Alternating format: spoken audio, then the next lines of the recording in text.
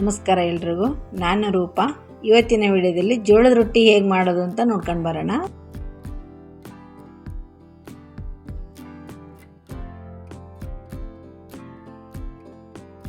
ಮೊದಲಿಗೆ ನಾನು ಒಂದು ಬಾಣಲಿ ತೊಗೊಂಡಿದ್ದೀನಿ, ಒಂದು ಲೋಟ ನೀರು ತೊಗೊಂಡಿದ್ದೀನಿ. ಇವಾಗ ಬಿಸಿ ಮಾಡೋಕ್ಕೆ ಇಡ್ತಾ ಇದ್ದೀನಿ. ಮತ್ತು ಮುದ್ದೆ ಮಾಡ್ಕೋಬೇಕು. ಸ್ವಲ್ಪ ಉಪ್ಪು ಹಾಕ್ತಾ ಇದ್ದೀನಿ. ಸ್ವಲ್ಪ ಮೇಲ್ಗೆ ಹಿಟ್ಟು ಹಾಕ್ತಾ ಇದ್ದೀನಿ. ಏನಕ್ಕೆ ಹಿಟ್ಟು ಹಾಕಬೇಕು ಅಂದರೆ ಗಂಟಾಗಬಾರ್ದು ಅನ್ನೋ ಉದ್ದೇಶಕ್ಕೆ ಮೇಲೆ ಹಿಟ್ಟು ಹಾಕ್ತಾ ಇದ್ದೀನಿ. ಇವಾಗ ಕುದೀತಾ ಐತಿ. ಒಂದು ಬೋಲ್ ಜೋಳದ ಹಿಟ್ಟು ತೊಗೊಂಡಿದ್ದೀನಿ, ಅದನ್ನು ಹಾಕ್ತಾ ಇದ್ದೀನಿ. ಅದೊಂದು 5 ನಿಮಿಷ ಕುದೀಲಿ. ಎಷ್ಟು ಕುದಿಯುತ್ತೋ ಅಷ್ಟು ಜಿಗಿಟ್ಟು ಬರುತ್ತೆ. ಚಪಾತಿ ಥರ ಅಲ್ಲ ಇದು, ಅದಕ್ಕೋಸ್ಕರ ಸ್ವಲ್ಪ ಜಾಸ್ತಿ ಕುದಿಲಿ. ಒಂದು 5 ನಿಮಿಷ ಕುದ್ಕೊಂಡಿದ್ದೀನಿ. ಇವಾಗ ಮುದ್ದೆ ಮಾಡ್ಕೊಳ್ಳೋಣ. ಮುದ್ದೆ ಗಂಟಾಗಬಾರ್ದು, ಆ ಥರ ಮಾಡ್ಕೋಬೇಕು. ಇವಾಗ ಸ್ವಲ್ಪ ಆರಾಗಿ ಬಿಡ್ತಾ ಇದ್ದೀನಿ. ಅದು ಆರಿದ ಮೇಲೆ ಅದನ್ನು ನಾದ್ಕೋಬೇಕು. ಅದಕ್ಕೆ ಡ್ರೈ ಹಿಟ್ಟು ಹಾಕಬಾರ್ದು. ಮುದ್ದಿನ ಹದವಾಗಿ ಮಾಡ್ಕೊಂಡು ನಾದ್ತಾ ಇದ್ದೀನಿ. ಮೇಲಕ್ಕೆ ನಾವು ಜೋಳದ ಹಿಟ್ಟು ಜಾಸ್ತಿ ಹಾಕಿದರೆ ಹಾರ್ಡ್ ಹಾಕೋ ರೊಟ್ಟಿ. ಅದಕ್ಕೋಸ್ಕರ ನಾನು ಜೋಳದ ರೊಟ್ಟಿಗೆ ಯಾವತ್ತೂ ಡ್ರೈ ಹಿಟ್ಟು ಹಾಕಲ್ಲ. ಹಾಗೆ ನಾದ್ಕೊಂಡಿದ್ದೀನಿ. ಹಂಗೇನಾದ್ರು ಸ್ವಲ್ಪ ಕೈಗೆ ಅಂಟ್ಕೊಂಡ್ರೆ, ಸ್ವಲ್ಪ ಕೆಳಗೆ ಹಿಂಗೆ ಕೈಗೆ ಅಂಟ್ಕೊಂಡ್ರೆ ಅದನ್ನ ತೊಗೊಂಡು ಸ್ವಲ್ಪ ಹಿಂಗೆ ಅಂದ್ಕೊಂಡ್ರೆ ಸಾಕು. ಇವಾಗ ರೊಟ್ಟಿ ಮಾಡೋದು ತುಂಬ ಕಷ್ಟ ಅಂದರೆ ಉದ್ಕೊಂಡು ಮಾಡ್ಬೋದು. ಇದೇ ಮೆಥಡಲ್ಲೇ ಮಾಡಿದರೆ ತುಂಬಾ ಈಸಿ. ನೋಡಿ, ಇವಾಗ ಚಪಾತಿ ಹಿಟ್ಟು ಅಲ್ಲ, ಅಕ್ಕಿ ಹಿಟ್ಟು ಅಲ್ಲ, ಅದೇ ಥರ ಸಾಫ್ಟಾಗಿ ಮಾಡಿದ್ದೀನಿ. ನೋಡಿ, ತೀರ ಗಟ್ಟಿ ಆದರೆ ಹಾರ್ಡ್ ಹಾಕೋದು ರೊಟ್ಟಿ ಚೆನ್ನಾಗಿರಲ್ಲ. ಸಾಫ್ಟಾಗಿ ಮಾಡಿಕೊಂಡಿದ್ದೀನಿ. ಇವಾಗ ಲಟ್ಟಿಸ್ತಾ ಇದ್ದೀನಿ. ನಾನು ಲಟ್ಟಣಿಗೆ ಒಂದು ಕವರ್ ಸುತ್ಕೊಂಡಿದ್ದೀನಿ. ಅದು ಒಂದಕ್ಕೊಂದು ಅಂಟಿಕೆಬಾರ್ದು ಅನ್ನೋ ಉದ್ದೇಶಕ್ಕೆ ಒಂದು ಕವರ್ ಸುತ್ಕೊಂಡಿದ್ದೀನಿ. ನೋಡಿ, ಇವಾಗ ಉದ್ಕೊಂತ ಬರೋಣ.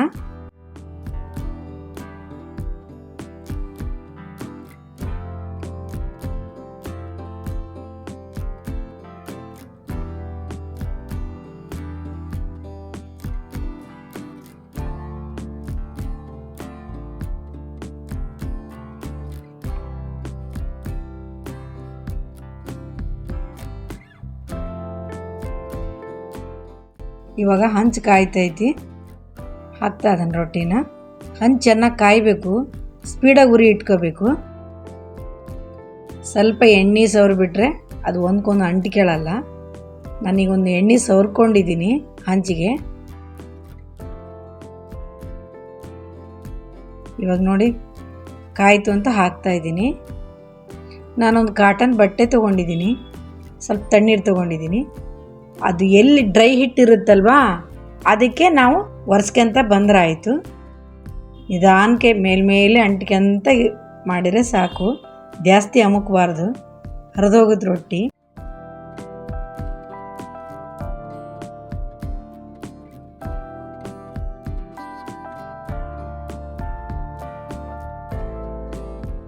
ರೊಟ್ಟಿನ ನೀರು ಹಚ್ಚಿದ ತಕ್ಷಣ ಬೇಗ ತಿರುಗಿ ಹಾಕಬೇಕು.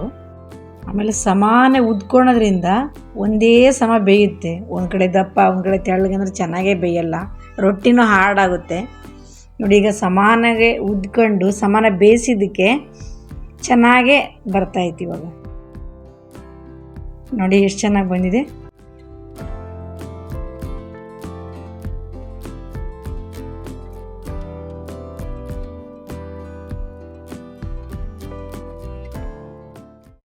ಅದೇ ಥರ ಇನ್ನೊಂದು ಮಾಡ್ಕೊಂಡು ಬರೋಣ.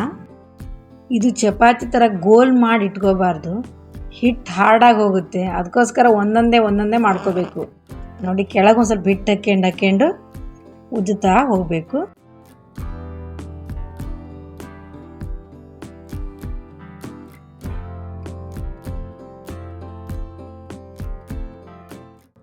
ಸ್ವಲ್ಪ ಎಡಗೈಲಿ ಹಿಂಗೆ ಮಾಡ್ಕೊಂತ ರೌಂಡ್ ಯಾಕೆ ಮಾಡ್ತಾಯಿದ್ದೀನಿ ಅಂದರೆ ರೊಟ್ಟಿ ಶೇಪ್ ಚೆನ್ನಾಗಿ ಬರಲಿ ಅಂತ. ನಾನು ರೊಟ್ಟಿ ತಟ್ಟೋಕ್ಕೂ ಬರುತ್ತೆ, ಆದರೆ ನಾನೇನು ತಟ್ಟು ತೋರಿಸಿಲ್ಲ ಅಂದರೆ ತಟ್ಟೋದು ತುಂಬಾ ಕಷ್ಟ, ಉದ್ಕೊಳ್ಳೋದು ತುಂಬಾ ಈಸಿ ಅಂತ ತೋರಿಸ್ತಾ ಇದ್ದೀನಿ.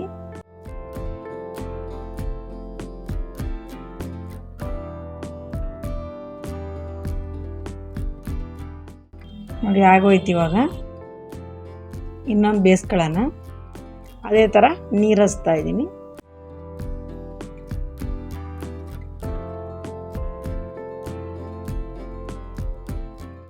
ನೋಡಿ ಎಷ್ಟು ಪರ್ಫೆಕ್ಟಾಗಿ ಒಂದು ಕಡೆಗೆ ಬೆಂದಿದೆ.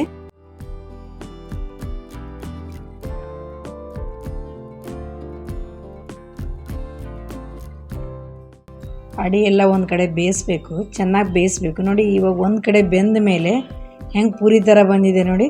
ರೊಟ್ಟಿ ಪರ್ಫೆಕ್ಟ್ ಆದ್ರೆ ಮಾತ್ರ ಈ ಥರ ಬರುತ್ತೆ. 3 ದಿನ ಇಟ್ಟರು ಏನೂ ಆಗಲ್ಲ, ಅಷ್ಟು ಸಾಫ್ಟಾಗಿರುತ್ತೆ.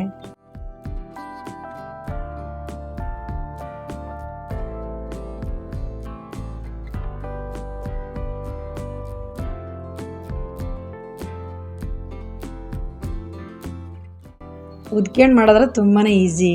ಇವಾಗ ನೆಕ್ಸ್ಟು ಒಂದು ರೊಟ್ಟಿಲಿ ಯಾವ ಥರ ಪದ್ರ ಬಂದಿದೆ ಅಂತ ನೋಡ್ಕೊಂಡು ಬರೋಣ.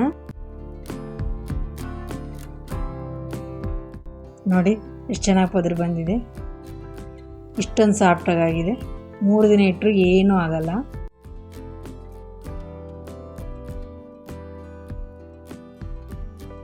ರೊಟ್ಟಿ ಮಾಡ್ಕೊಳ್ಳೋದು ತುಂಬಾ ಈಸಿ. ನೀವು ಮನೇಲಿ ಟ್ರೈ ಮಾಡಿ. Thank you.